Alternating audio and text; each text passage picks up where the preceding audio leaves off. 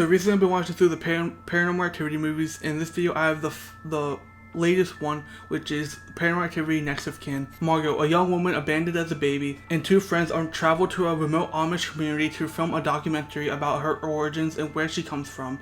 Their search leads them to a secretive party with disturbing rituals, and what begins as Margot's curiosity about her family and heritage becomes an escalating found footage nightmare as the crew records increasingly uncanny events and an evil presence tied to Margot's family history, and the film positions itself as a self-contained entry in the franchise while tying into the series' broader obsession with family and legacy. The film literalizes the idea that family history can be both a source of identity and a curse. Margot's search for belonging becomes a confrontation with generational horror, suggesting that some legacies are better left buried. The crew's presence in the community and their request to keep filming becomes a metaphor for the ethical dilemmas of storytelling.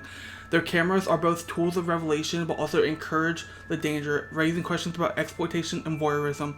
The community's religious devotion and intense traditions create a backdrop of psychological control. The film critiques how bigoted belief systems can mask abuse and manipulate truth, turning spiritual devotion into a mechanism of fear. The placing of modern recording equipment with ancient rituals highlight the tension between rational exploration and inexplicable horror. The footage becomes a battleground between evidence and belief, with the camera both documenting and distorting reality. Emily Bader as Margot delivers a layered performance, balancing vulnerability with determination.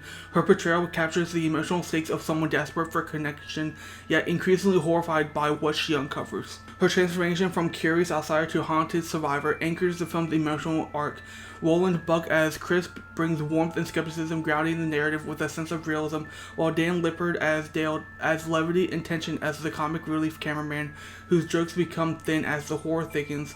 Their dynamic with Margot helps add texture to the group's unraveling. The locals are portrayed with an unsettling calm, the coldness masking menace, and the performances range from subtly chilling to overtly cryptic, enhancing the film's atmosphere of dread. The elder figures in particular embody the cult's oppressive mystique. William Eubank brings a polished aesthetic to the found footage genre, which was just a pet peeve of mine throughout the movie, since the other movies had a homemade and unprofessional feeling, where some random person or couple in the family, or just a family in general, decides to start filming, where in this film, the video quality is up to date and is shot professionally like a YouTube video or an actual documentary, so it kind of loses that found footage feeling that I love. I would have liked this movie a lot better if they just went with like the Hell House LLC route and just made it like that, where it was found footage that was turned into a documentary. I just wish they did that instead. But Eubank blends traditional horror beats with documentary realism, using different camera sources to create a layered visual narrative. His direction emphasizes mood over gore, favoring slow reveals and ambient tension. The film uses handheld shots, drone footage, and night vision sequences to create unease. The editing mimics raw documentary cuts, enhancing authenticity while strategically hiding key horrors until climactic moments, which helps maintain suspense but occasionally sacrifices clarity. The sound design is a standout in the franchise, with creaking wood, distant chants, and sudden silences that build a landscape of isolation. The score is minimal, allowing natural sounds to dominate, which amplifies the realism and dread.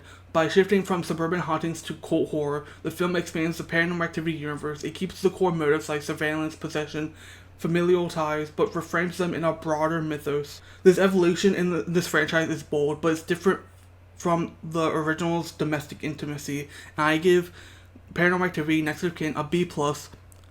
I think this is one of the movies that a lot of people didn't like, and I see why, because of like how it was shot and everything. It just didn't feel like Paranormal Activity that way, but I really liked like where they were going with this movie and like what they did with the story. It's not my favorite, but I can appreciate it for what it is, and I think the story is good.